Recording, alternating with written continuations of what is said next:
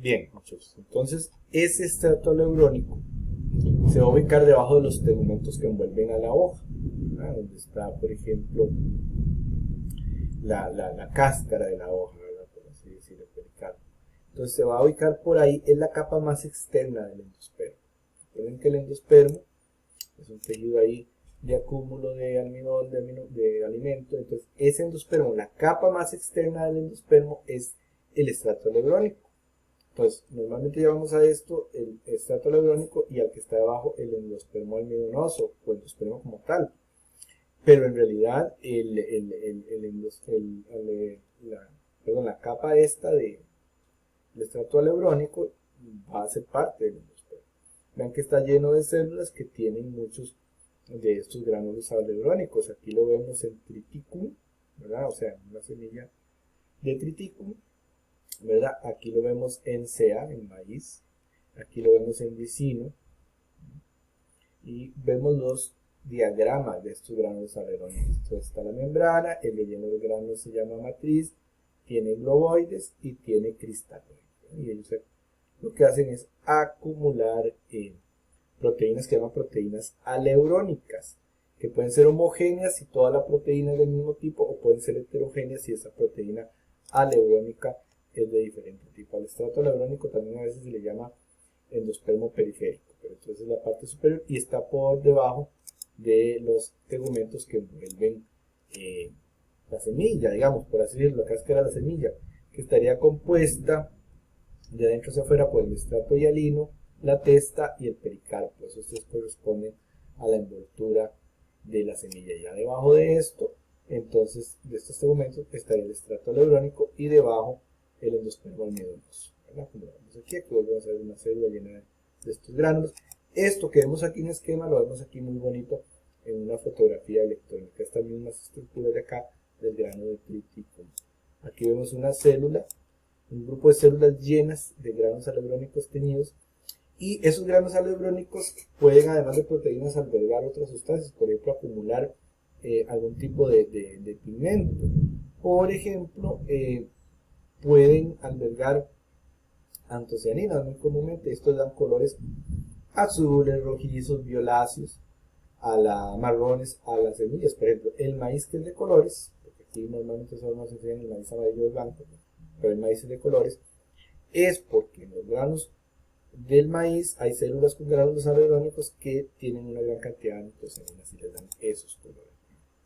Bueno, si seguimos con las organelas de la célula vegetal, encontramos peroxisomas que están encargados de degradar peróxido de hidrógeno que se genera en las reacciones metabólicas, y por ejemplo tienen proteínas peroxidasas y catalasas, ¿verdad? Que hacen esta función de neutralizar el peróxido de hidrógeno y convertirlo en agua, porque si no sería pues muy peligroso para la célula. También están rodeados por una membrana. Las células vegetales tienen oleosomas, del latín oleum, aceite, que son pequeñas gotitas de aceite, de lípidos, ¿verdad? También se llaman esferosomas, podría ser que los encontremos con el nombre de esferosomas. Hay plantas oleaginosas que se especializan en formar ácidos grasos. Tenemos toda la familia de plastidios, que es la familia de organelas en donde están los cloroplastos, cromoplastos, amiloplastos, elaioplastos, proteinoplastos. Y esta familia puede sufrir interconversiones, es decir, uno se puede convertir en el otro. Casi todos los miembros de los plastidios tienen la capacidad de acumular almidón y de formar gránulos de almidón en el interior, y de hecho podría convertirse uno en un amiloplasto, que ya tiene prácticamente todo su contenido lleno de almidón. Y también pueden formar plastoglóbulos, que son gotículas llenas de lípidos también. Aquí vemos, por ejemplo, cómo hay interconversiones. A partir, por ejemplo, de un proplastidio nacen todos, que es el original, el que todavía no está diferenciado. Vean que el proplastidio se madura y se convierte en cloroplastos, en amiloplastos. Recuerden que los amiloplastos guardan almidón, en cromoplastos, que guardan colorantes naturales de la planta. Cuando no están en condiciones de mucho sol, pueden formar elaioplastos, que tienen cuerpos polamelares. Se pueden transformar en elaioplastos, y en gerontoplastos. ¿Qué eran los gerontoplastos? Cuando ya un plastidio como un cloroplasto se pone viejito y ya va a ser degradado, se llama un gerontoplasto. Entonces aquí vemos las múltiples interconversiones. Algunas veces eso depende de las condiciones ambientales como la luz. Pero vean que un cloroplasto se puede transformar en un cromoplasto, un cromoplasto se puede transformar en un cloroplasto se puede transformar en un amiloplasto se puede transformar en un cromoplasto, ¿verdad? A partir de un proplastidio se pueden formar leucoplastos que terminan siendo amiloplastos con almidón, o proteinoplastos con proteínas, o elaioplastos con grasas, o transformarse en presencia de luz en un cloroplasto que se podría transformar en cualquiera de esos, en un cromoplasto, en un gerontoplasto, en un etioplasto. Entonces son bastante interesantes y complejas esas interconvenciones. El cloroplasto viene de una cianobacteria, por lo tanto él se divide por un mecanismo semejante al de las bacterias que se llama fisión binaria. Aquí vemos una foto electrónica muy bonita de transmisión de un cloroplasto sufriendo fisión binaria, y aquí está el septum de separación, están separando los dos cloroplastos hijos. Aquí dice que a la derecha se observan 3 peroxisomas. Bueno, aquí están los peroxisomas que estamos observando ahí. Bien. Aquí tenemos un etioplasto que viene de un cloroplasto etiolado, en Saccharum officinarum, que es la cadena azucarosa cuando no están bien expuestos a la luz. Y entonces se observa que las láminas internas del cloroplasto se han convertido en una reja de láminas que se llaman cuerpos prolaminares. Y esos cuerpos prolaminares caracterizan a los etioplastos. El cloroplasto, que es el plastidio más importante o más conocido, bueno, porque hace la fotosíntesis, digamos que es el fundamental. Recordemos que tiene dos membranas, la externa muy poco selectiva, la interna más selectiva, y adentro tiene unas láminas longitudinales que se llaman lamelas, que se comunican con pequeños sapos aplanados, como si fueran la forma de una menta, que se llaman tilacoides. Un grupo de tilacoides, uno encima de otro, forman un grano o granum. Un granum, dos grana. Entonces, dos grana pueden estar comunicados entre sí por las lamelas, ¿verdad? O laminillas. El líquido que llena el cloroplasto se llamaba estroma, como recordaremos de clases anteriores.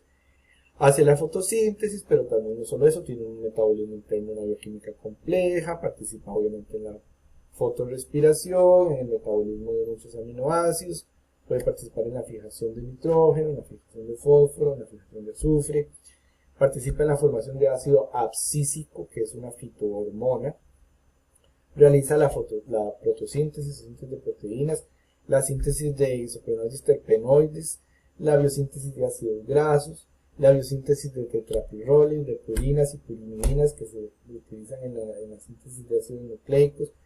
El cloroplasto participa en la síntesis de pentosas, que eran azúcares de 5 carbonos, es decir, tienen una bioquímica muy compleja. Y además de los procesos genéticos que tienen, porque tienen su propio cromosoma. Pero es que nosotros normalmente lo asociamos con fotosíntesis por ser su función primordial, pero por supuesto que no es la única. Es importantísima porque la fotosíntesis es la fuente de alimentos para el resto de seres vivos que comemos plantas, o que obtenemos energía a partir de plantas, o de animales que comen plantas. Recordemos que esa fotosíntesis, que es tan importante, tenía las reacciones dependientes de la luz que ocurrían en la membrana de los tilacoides de los grana, ¿verdad? A través de una cadena de transporte de electrones, y que generaba NADPH reducido y generaba ATP, esas reacciones dependientes de la luz, gracias a la ATPase. Esos dos, ATP y NADPH, quedaban en el estroma y entraban en el ciclo de Calvin-Benson, o reacciones independientes de la luz, mal llamadas reacciones oscuras.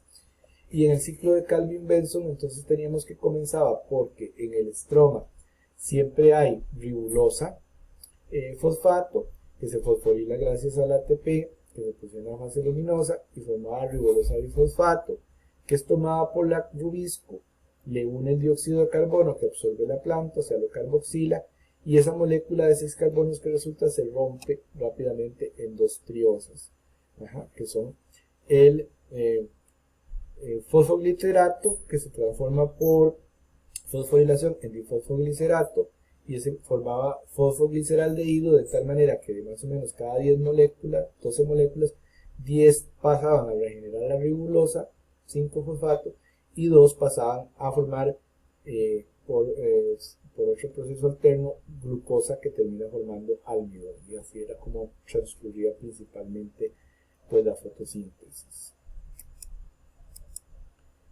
como lo vemos acá. Ya todos conocemos eso. Ese ciclo de Calvin-Benson va a estar obviamente interactuando con muchas otras vías bioquímicas, no solo la síntesis de almidón, sino la síntesis, como dijimos, de terpenoides. Participa, puede dar intermediarios para la síntesis de la vía de las pentosas fosfato, no que necesariamente todas esas tengan que ver dentro del cloroplasto, pero él produce intermediarios que van a participar en esas vías sintéticas. La vía de síntesis del ácido shiquímico o del shiquimato, que es una vía muy interesante también. La biosíntesis de aminoácidos, que se produce gracias a la fijación de nitrógeno atmosférico, ¿verdad? Que recuerden que no es que se hace directamente en la planta, sino que intervienen microorganismos que se den aminoácidos que son fuente de nitrógeno para la planta. Hay algas que hacen esa función directamente, ¿verdad? En fin, que no solo la fotosíntesis es lo que hace el cloroplasto. Las mitocondrias, al igual que en los otros tipos celulares que tienen, o condriosomas, vienen del griego mitos, que significa filamento, hacen la respiración celular aerobia, es decir, la que depende del oxígeno. Entonces las plantas no solo producen oxígeno, sino que también lo consumen para la respiración. El núcleo, o carión, que significa pedrusco o corpúsculo, ocupa más o menos un 10% del volumen de la célula vegetal. En las células vegetales jóvenes pues se ve más grande que en las células vegetales maduras. La envoltura es doble, como recordemos, tiene 2 membranas, y la membrana externa de la envoltura nuclear es continua con el retículo endoplásmico. Tenía su nucleolo, su eucromatina y su heterocromatina, y está atravesada la envoltura por complejos de poro nuclear. Eso es igual que en las otras células eucariontes. Aquí vemos muy bonita la envoltura nuclear, un complejo de poro, vemos el retículo endoplásmico rugoso, una mitocondria en el citoplasma, y aquí tenemos el núcleo. Entonces, esas membranas del retículo rugoso directamente son una continuación de la membrana externa de la envoltura nuclear. Como podemos ver, aquí está la membrana externa de la envoltura nuclear, y ella es continua con el retículo endoplásmico rugoso, donde hay ribosomas y forman proteínas, ocurre protosíntesis. Eso ocurre en estos ribosomas de aquí. También puede haber proteosíntesis en la membrana nuclear externa.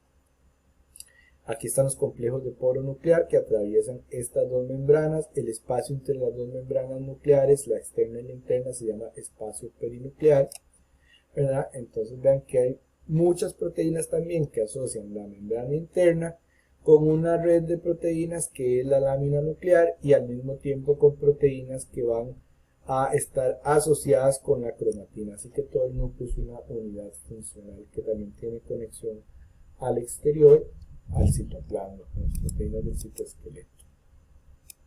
Aquí vemos una fotografía electrónica muy bonita de un núcleo donde se ven varios complejos de poro nuclear, que ven que están formados por proteínas que se llaman nucleoporinas. Aquí vemos uno de esos complejos de poro nuclear.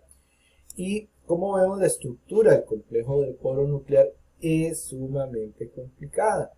Tiene nucleoporinas que están ahí asociadas a las membranas de la envoltura nuclear. Tiene proteínas filamentosas que dan hacia el citoplasma, que son los filamentos citoplásmicos, y también tiene proteínas fibrosas que forman como una canasta, se llama canastilla nuclear, que da hacia el nucleoplasma.